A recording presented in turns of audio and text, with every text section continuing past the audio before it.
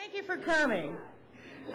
First of all, I want to introduce to you a number of very, very fine dignitaries in your presence today and mine. First of all, let's see, don't have these in their proper order, you realize, but please bear with me. Our State Senator, Jenny Forehand. Hey. Our Montgomery County President, Nancy Florine. And Phil Andrews, our councilman on Montgomery County's council. And from our state delegation, we have Kumar Barve and Louise Simmons.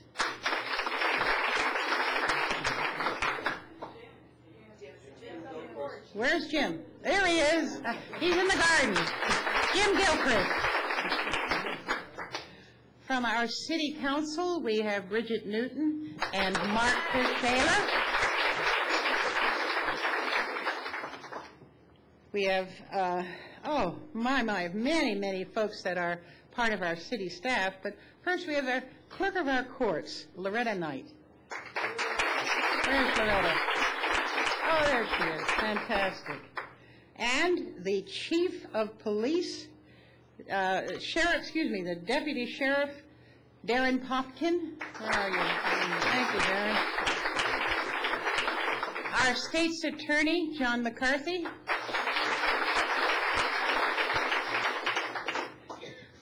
And our staff, headed by Mr. Scott Ullery. Our Director of Planning, Susan Swift. Director of Public Works, Craig Semino. Some of these folks might be in the garden. Director of the Parks and Recreation and takes care of this beautiful building, Bert Hall. Now that's what I've got on my list. I know by just looking around the room, I see our former mayor, Steve Van Grack. And I see Agnes Sines, who is the Director of Community Ministries of Rockville. Oh, yes. Laura Bethune, where are you? From the Board of Education. Very good. And standing near her is Sally Sternbach, who is Director of READY, which is the Rockville Economic Development Incorporated group. Point out someone else.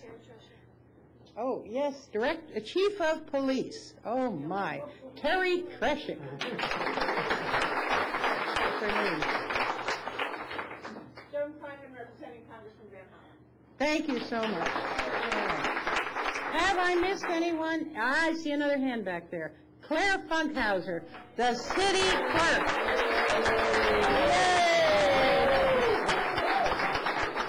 And I want to see a turnout like this for her retirement party. All right? Oh, I see so many more of you who work on our committees and our commissions. I just can't begin to tell you how gratified I am to see you here today.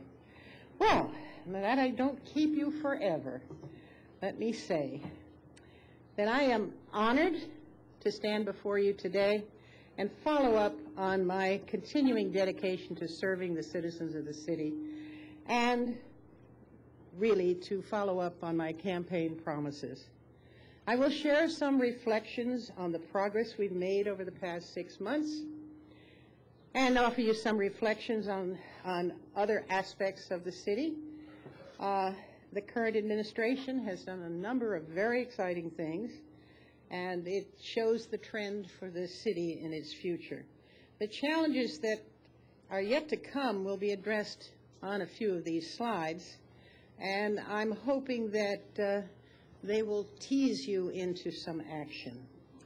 One important note: these remarks today are mine and should not be taken in any way or form as my speaking for the council. This is simply my interpretation and please understand that. I'm trying to bring back the tradition that many mayors in the past have celebrated with the Chamber of Commerce. Now, initially we were going to do that, but today we're going to just do it with the Chamber of Commerce, which reminds me, is anyone from the Chamber here? Yes. Excuse me? Members are here, of course. Andrea Jolly's on vacation, and that we had initially worked on this plan together. But I wanted to bring back the tradition that your mayor gives you a State of the City address, gives you some benchmark idea of where your city is. And I'd like to begin with a little bit of profiling about who we are. Some data from a document entitled Strategic Scan. Now this document, which some of you may have seen, is online. So just go to the city's website and look up Strategic Scan and you'll see a copy of it. So many of the charts and graphs I'm using have come directly out of that publication. It was produced, the publication was produced by the city staff over months of scouring resources, reports, development plans, and it gives a profile of the city's demographics, both economically and social. These data are important because they will guide the mayor and council in planning and thinking as we look to the future. I'm told that most of the city departments in the City Hall contributed, and there's plenty of credit to go around because this is a massive document taking months and months of work to prepare.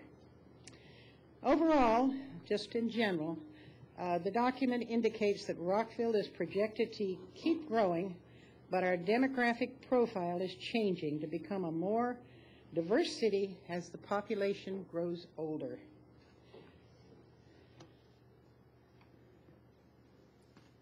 I put this in here because it shows you what the projections are for our growth.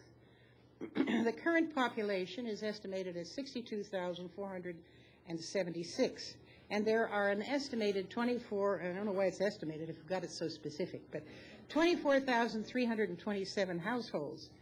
Notice population projections to increase by more than 21,000 between 2010 and 2040, or an average increase of 715 people per year. More than 10,000 new households are expected by 2040, an average of 340 new households each year. In other words, we are anticipating growth of 34% in population by the year 2040. Whew. Can our city services keep up with that? What are we going to need to do? The 2010 census, which you all participated in, I assume, will soon give us some idea of which municipality in Maryland is second. Maryland, excuse me, Rockville, Gaithersburg, or Frederick. Increased growth is all around us.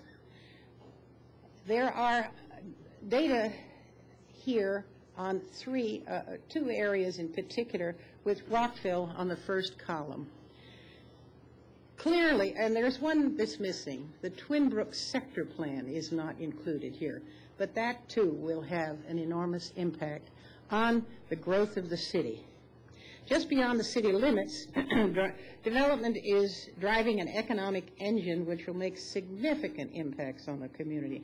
Take note also that in the comparisons of dwelling units, it says 22,485.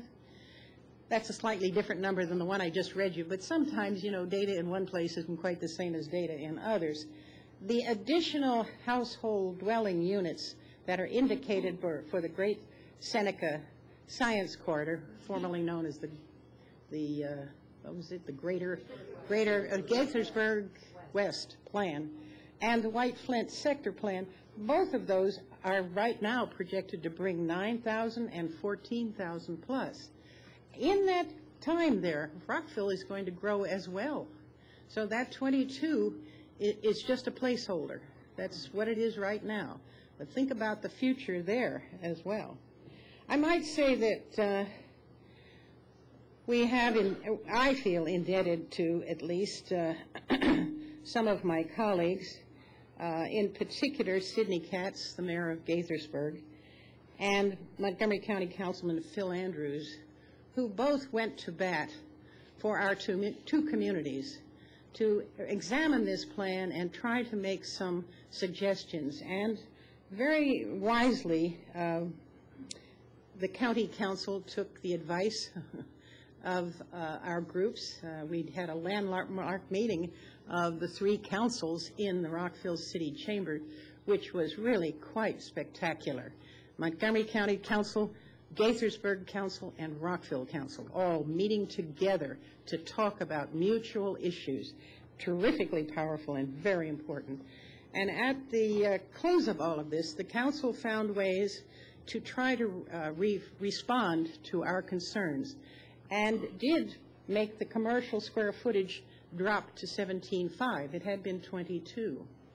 And provide for a body for monitoring purposes as these things begin to progress.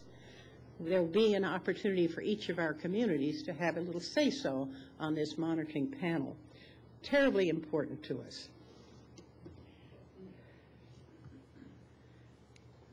Oops. All right. I thought you might be interested to see how our density has changed from 1930 to 2010. We started out with a half a person per square mile. We're now, excuse me, yes, that's right, and 13.5 now. I've got it on the wrong side, yes, the 2,500 people for the year 1930. There was data in here for all the way back to 1900, but it didn't seem relevant sufficiently. So, and then that we have doubled our population, essentially, in those years that you see. That is based on where we are right now. Again, remember that we are going to find a different set of data as soon as we get the results from the census. It'll be quite fascinating. The U.S. Census Bureau defines urban as an area of 1,000 persons per square mile, and we're currently more than 4 times that. D.C. is 8,680, Gaithersburg 5,800, and the state of Maryland averages 576. Interesting bits and pieces of data. The average household size in Rockville has also changed. Increased density is already showing an impact on that average household size. In 1960, we averaged almost 4 persons per household. Current estimates indicate 2.55. Rockville's average household is larger than Montgomery County's and the national average until recent years.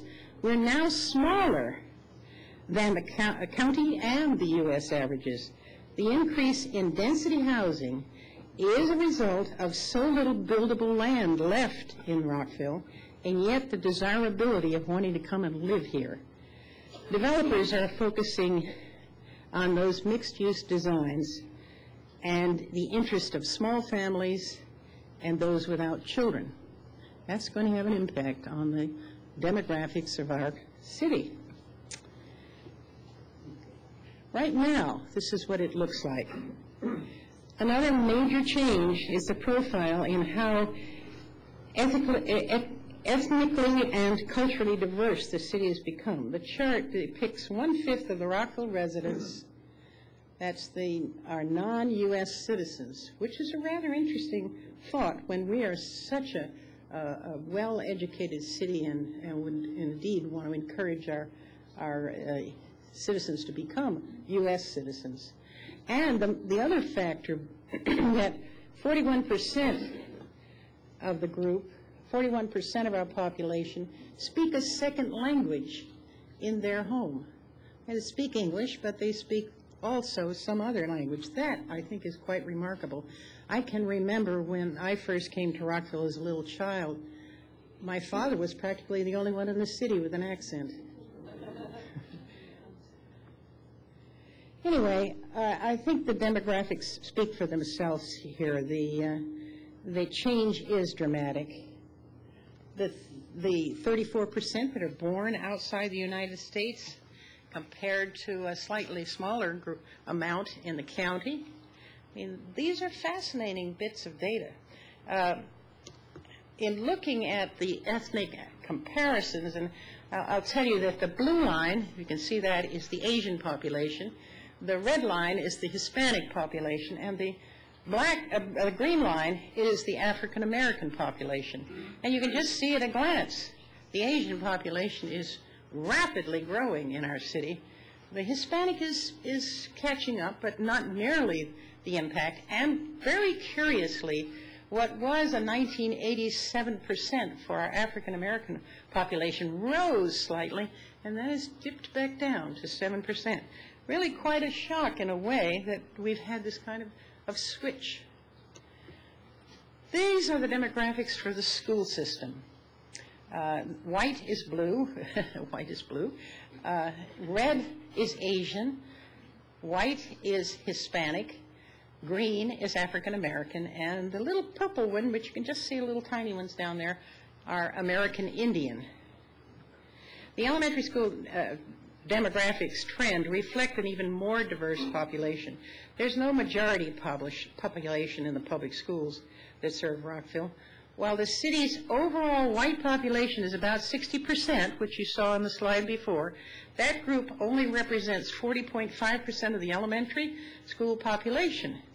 Again, the Asian and Hispanic population groups have been increasing as a percentage of the total school population, and the African American population has declined a bit over the 5 years shown here. Just to carry that one step further, this represents the concentration of students in the city of Rockville that are in our ESOL, or English as a Second Language programs. The high concentration is in Twin Brook. Twin Brook and Meadow Hall Elementary Schools have the highest enrollment. And part of that could be because that is a neighborhood that has been very much in change.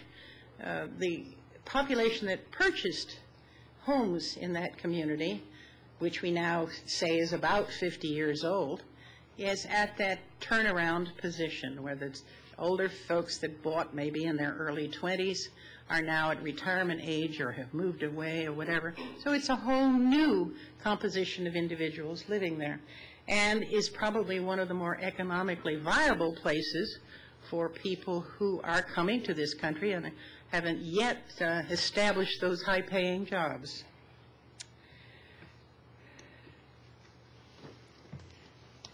Now I want to tell you a little bit about our population's age.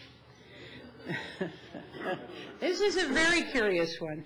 There are two striking aspects to these data, especially in the sense of the age groups. The Rockville's median age of 40.2, which you see over at the end there, is higher than all of the others. That's higher than the U.S. by 3.5, which is pretty amazing. Then our population is that much older. And the second is that those under 19 years of age have dropped 50%. Wow. What does that say? How do we read this? We're going to be increasing in population, yet we're reducing in students? Well, somebody's going to be living here that doesn't have children, or they're going to take all the schools out of town. Hard to know exactly what that means. The only figure there I would challenge is the one of 65 and over, projections of 16.8% by 2040. Well, I'm not sure that unless we create an awful lot of senior assisted living dwellings in the city of Rockville, I'm not sure that's going to be true. I think the elders are going to have to leave us because it's getting to be too expensive to live here. So that's an area that I think needs a little attention. We do have a lot of programs in which we've tried to be sensitive and assist the elderly by different kinds of tax programs, by, anybody that's taken advantage of these knows what I'm talking about. The largest job categories, this is interesting. I think most of you in the room can probably identify with these job categories. The change in Rockville from a small town, albeit a county seat, with sophisticated interests and needs is well documented. We are an office jobs center with government operations, courts, and educational institutions. Major job categories are in the professions, that is, in the scientific and technical services, as well as other professional jobs, not blue collar. 14,700 of our jobs fall into these three basic categories. Educational services account for probably 12,000, because we're the headquarters of the Montgomery County Public Schools, and we also have Montgomery College. Its basic headquarters are here. And, oh, that's someone I forgot to introduce, Judy Ackerman, Provost of Montgomery County. There she is. Excuse that interruption. And, of course, with the college and the public administration in the city for the county, that's another 10,000 jobs. It's interesting that not only are these the largest job categories in the city, but they're also the largest jobs people have that live in the city, which is an interesting thing. They're not all working for the federal government, in other words. This is another curious side. If you take a peek, you see that Rockville is doing pretty well. 4.8% compared to the United States overall average of 9.3, which is pretty grim. But Rockville, for some reason, is a sound employment area, which is fantastic for us as a city, and it gives you an indication of our tax base security, if you will. As long as we have this kind of relationship with our working population, they're going to be able to pay their taxes. We don't want to make them pay too much, but they certainly will do so. This is a little interesting slide. I don't know how much of it you can actually see, but the point I wanted to make is that the Rockville income average is $86,000. That is as of 2005 to 7. I'm sure the census will give us new data. And slightly lower than the county, which is $89,000, but substantially higher than the national average, which is $50,000. Data from the census, as I say, may change these considerably. It suggests to me that the people who are living in Rockville, for the most part, have jobs that pay pretty well. That, again, is tremendous, and you would certainly want to keep that aspect of Rockville secure. Housing inventory, well, we have single-family detached homes, but as I've said, the density requirements, the pressures to build are going to probably change this tremendously. I think you can see multifamily is 39%, single-family attached are 14%, and single-family detached are 47%. I think if you were to look at these data 10 years ago even, or 20, you would find a dramatic difference already because multifamily was not nearly prominent in the city. And remember, this is 2010 right now. We're going to get another 21,000 by 2040. Which department are they going to be in? I don't think it's going to be single-family homes. So when we think of services and needs, we're going to have to think in terms of the more dense needs of the community. This is single-family homes data. The sales prices of the average sales prices. Remember, this is a tricky business because you can't compare the same product at the same time and really get a good, viable bit of data that you can depend on. But it makes a pretty good case for the fact that Rockville has a less dramatic I see we lost, it slipped over there. A less dramatic change than other parts of the area, the metropolitan area. As you can see, some of them have suffered tremendously, especially in Montgomery County.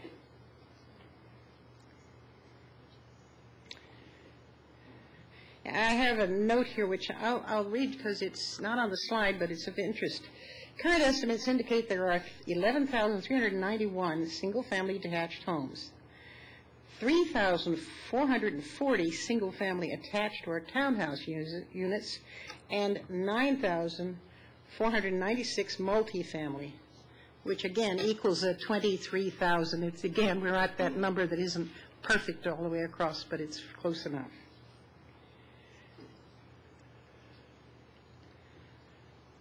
And about the homes and the change in who owns and who rents, I think is an interesting thing to see here. According to the 2009 Montgomery County Rental Facilities Report, and more than 5,000 units in the city of Rockville are included in these data, Rockville has a pretty strong rental market with higher than average rents and lower than average vacancies as compared to the county. The number of households in Rockville and in Montgomery County that are cost burdened, defined as the percentage of households paying 30% or more of their income on housing, has increased significantly since 2000, and renters are more cost burdened than homeowners. An interesting aspect. I thought I'd throw in here a little bit about our new zoning ordinance. As you know, we have rezoned Rockville's areas, in particular those areas that were initially commercial uses. We've introduced 7 mixed zones that allow for housing and commercial uses in areas that had been restricted to commercial in the past. And these are located mainly along the Pike and a little on I-270. And the design here is that the gray area, or the area that is inside the perimeter of the city, is residential. And the effort here is to try to keep the single-family neighborhoods intact without the tremendous impact of development on them. I think our main challenge here is transition. We've already found that we've got a bit of a problem with our new zoning ordinance in exactly how that transition zone aspect is going to work. We're going to have to work on that. It's a serious issue. Of course, we want to be a green city.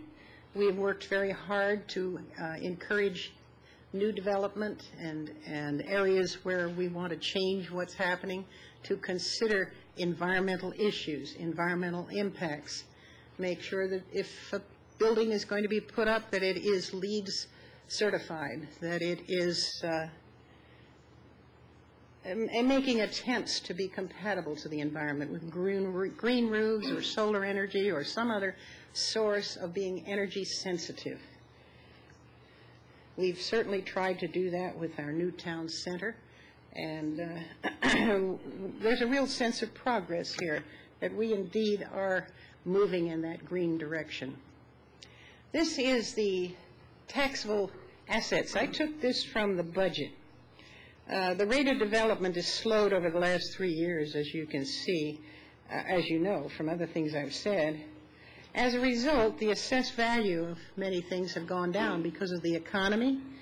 Even with the economy coming down, we are still going to, in our budget for this next year, expect an increase of 1.4% for the FY revenue budget of taxes. I'm not so sure that we are going to be able to sustain that. Very difficult to know. As you can well imagine, Rockville has been growing like leaps and bounds, and our revenue from our taxes has jumped tremendously. I mean, how else could we have done the things we've done? But our future will depend upon the revenues achieved from these new properties that are coming on the Pike. A moment just to recognize smart growth. I know you know that term. It's been driving us for some time now. If you can see them, they're very light blue circles that are around the 3 metro sites that touch the Rockville boundaries. The red dots represent a bus stop, and the red lines represent a bus route. There is, about a half a mile. You can't go anywhere in Rockville within a half a mile being either able to get to a bus stop or to a metro station. And I think that's pretty good for Rockville. I think it's an almost urban identity, because if you're in any big city, you have access to transportation quickly.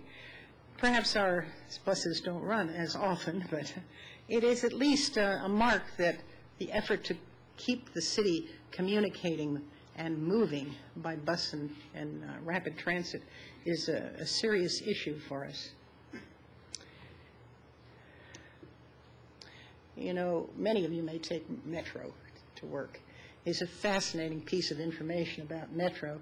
The red line is Shady Grove, the green line is Rockville, and the blue line is Twin Brook. Of course, they're all on the red line, but just so that you can see what this slide has to say, most people still travel alone to work from Rockville, but only 62% drive alone in Rockville, compared to 67 in the region and 76 in the entire country. I found that curious, that their drivers to work across the country are far worse than we are, even with all our traffic jams. And then there is this dramatic shift. The passengers boarding in Shady Grove is 250% higher than when it opened in '85. Now, I have a little theory here, and I don't know if it's right or not, but you can't get a seat in Rockville when you get on in the morning. Any of you that travel it know, all right? I know folks who go up to Shady Grove to get on there so they can get a seat. So maybe that has something to do with that 250%. It's very interesting, curious. Now a few important facts about our public facilities. This is a picture, essentially, of where your water comes from if you live in the city. The white area is Rockville water. That's your water that comes out of the Rockville plant that's out on the Potomac. The pink, which is up in the King Farm area, a little over in Twin Brook, a little south there in the Congressional, those pink areas are served by the Washington Suburban Sanitary Commission, and you pay your bill, essentially, to WSSC and not to Rockville. That's roughly 70-30 relationship. Rockville has always been proud of its water, but of course we've had to recognize that, like many communities, our water lines are aging. And the mayor and council, not just now, but over the past couple of years, has been working on our aging infrastructure. And we have raised your fees for water, in part because we want to make sure that 180 miles of water pipe and 150 miles of sanitary sewer pipe don't break. We've had a few little breaks here and there, but we don't want to have something like what happened on River Road. So we're trying to be ahead of the game here, and I think we're doing a very good job. And from time to time, so you're aware, the capacity of our water pumping station is monitored so that we have some sense of how much bigger, again, this density that's coming, how much bigger can we go with the capacity of the water we have. And right now, we're all right. But as I understand it, the staff runs models all the time to tell us how we're doing. This is to give you a sense of the participation in the various community centers. This only essentially represents 3 places. I see you can't see the white one very well, but the red one is Twin Brook, the white is Croydon Creek, which is not a community center, but a place that people frequent quite often, and Lincoln Park's community center. The most interesting feature of this, we don't have Thomas Farm yet because it's too new. The most interesting feature here is the fact that Lincoln Park has turned out to be very popular. In the last several years, it has just mushroomed in use, and it's under the direction of Neil Owens, who has done one fantastic job of making that center very viable. And I don't know if Neil's here, but he is tremendous. I understand they've hooked into him for the football team on Richard Montgomery High School. Part-time, he helps coach that team.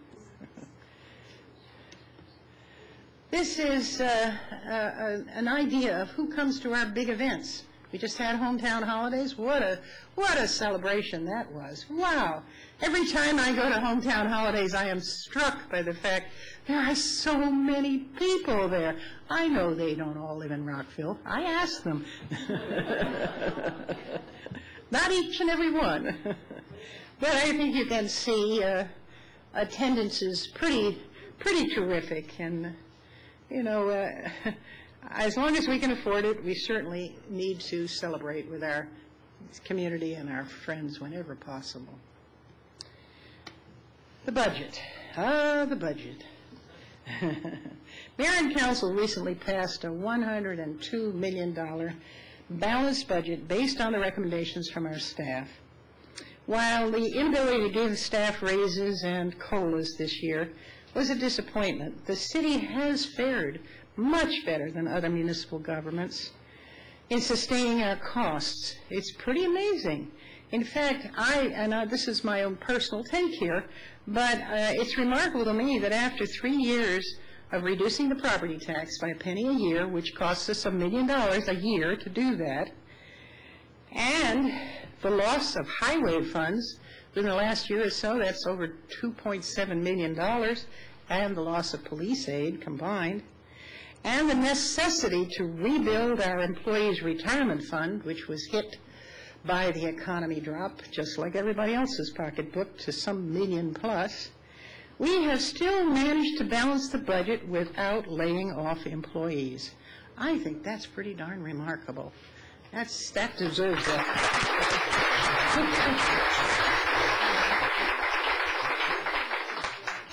It's curious, of course, in the back of my mind, I keep thinking I'm aware of the burden of a $147 million loans that we have taken. That carries a $5.6 million debt service every year. Compare that with Gaithersburg, which has no debt. Isn't that amazing? It has no debt, but they had to raise their taxes 5 cents this year. First time in 40 years or something. So, you know, you get it one place or you get it another.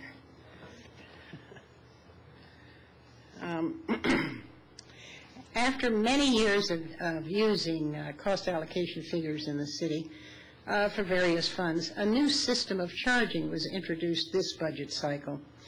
And it was recommended by a consultant and adopted by the mayor and council, which increases significantly costs to residents and businesses for water, sewer, stormwater management, and refuse.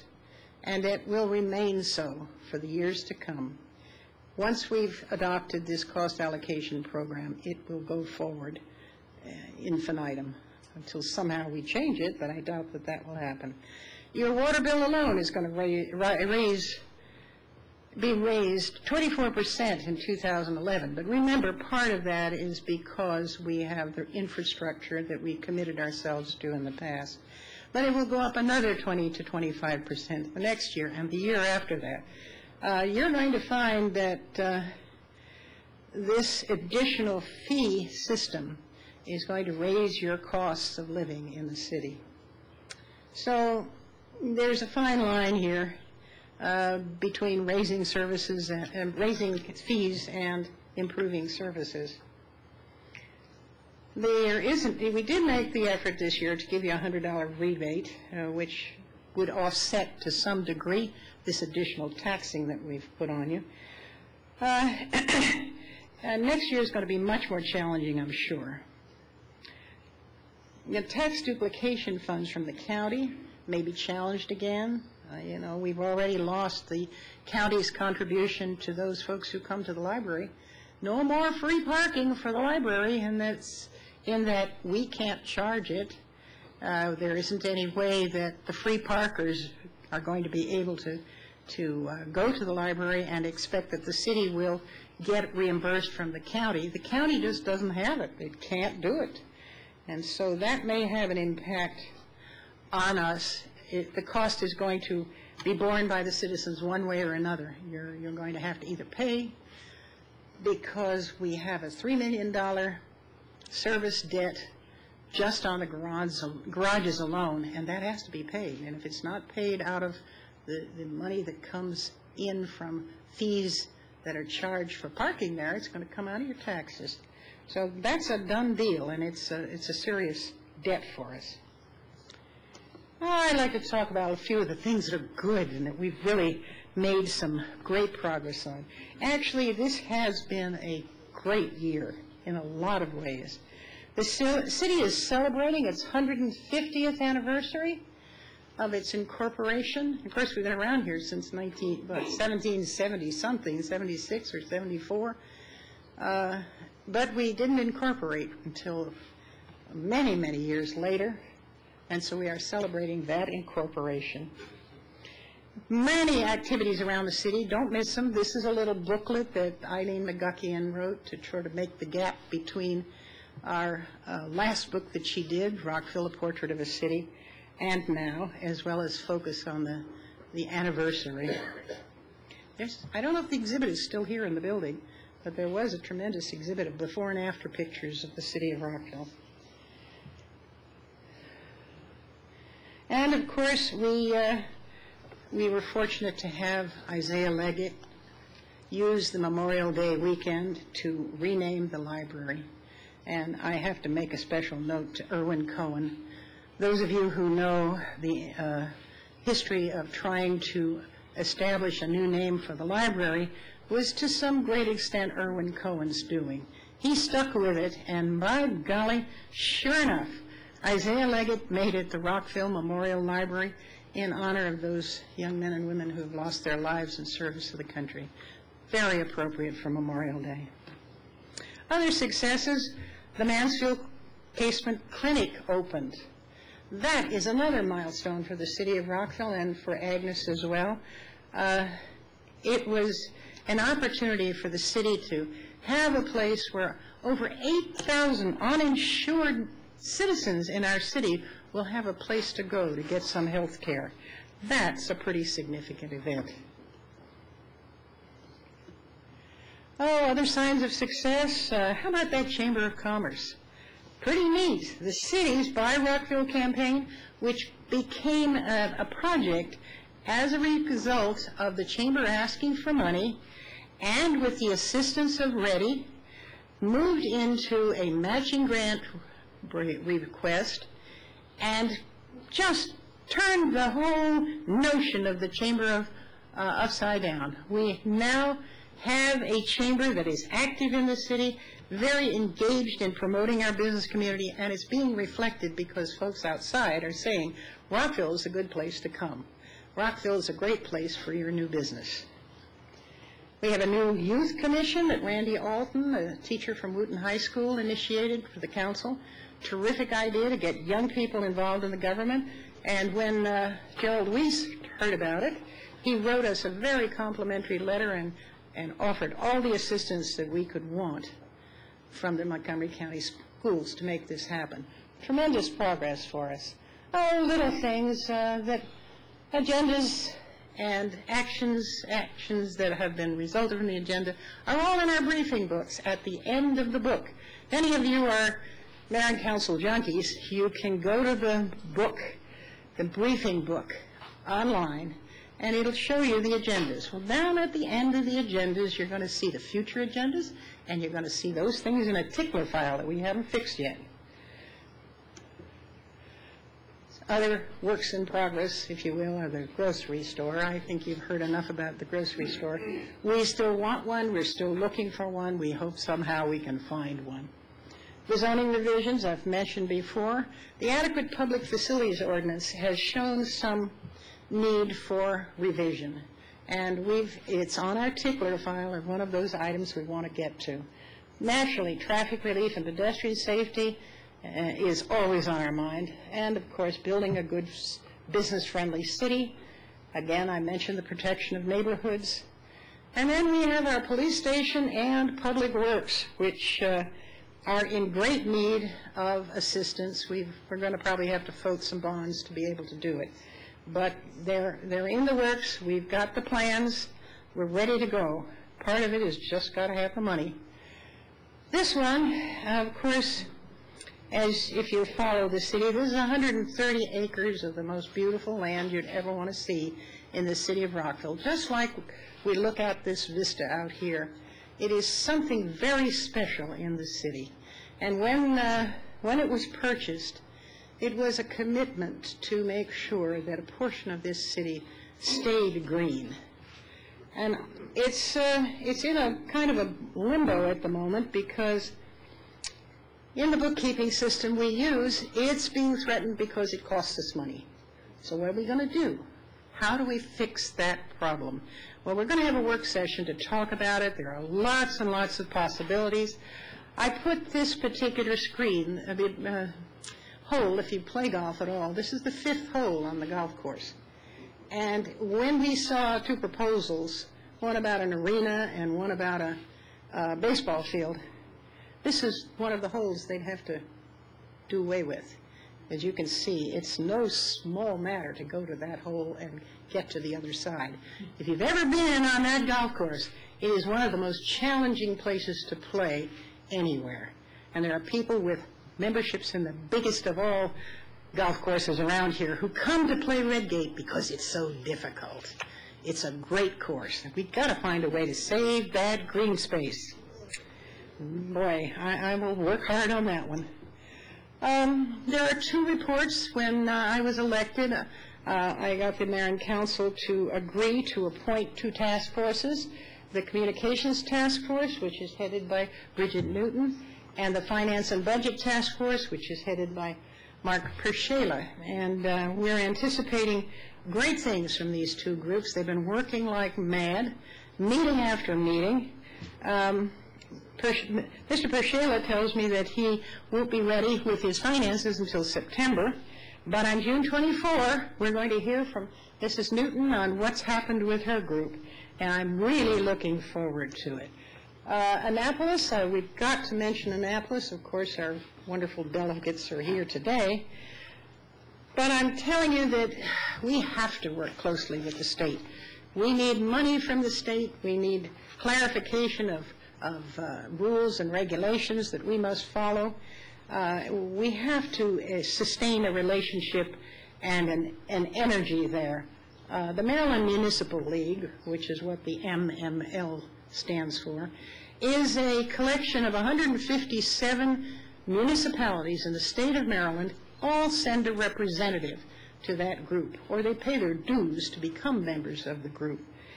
And it is a way to congregate together and decide, yes, we've got an issue, we're going to help you solve this problem in Annapolis. In other words, they're a kind of lobbying group, I guess I'd call it, for their delegates are shaking their head, yes, in Annapolis, and been tremendously valuable to us. The state has come through with some money for us this year, $850,000 collectively for the senior center, which Jenny helped us get, as did Kumar and Louis.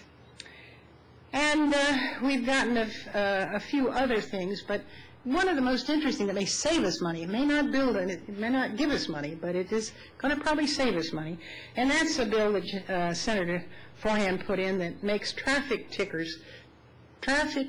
holders, ticket holders, people who get traffic tickets, all right? They have to ask out front for a trial if they want one. That frees up a policeman. He doesn't have to go to court unless there's definitely going to be a trial. Think of all that overtime and all that extra energy that we don't now have to expend. It's going to save loads of money. And I know I've heard estimates that it could be as much, not for the city necessarily, but for the county, it could be as much as $1 million, which is pretty darned impressive. Thank you, Jenny. Well, I have to tell you that I have such a sense of pride in the city. I mean, I look around at all the wonderful stuff that's going on and the people who run it. My sister and I were sitting outside the library waiting for it to open on a Saturday morning, and some policeman comes riding over to us on a Segway. You know I love Segways. Who is it but our police chief, Terry Treshik? He doesn't miss anything. He's everywhere in the city, and it's the way he has treated and trained his whole staff of officers. I can tell you every time I ride down the street and I see a traffic jam, there's going to be 2 or 3 of them there. Or if you have an intersection that's been blocked because the stoplight's not working, you've got 3 or 4 out there making it happen. We have one of the best police forces anywhere, and that's been recognized over and over.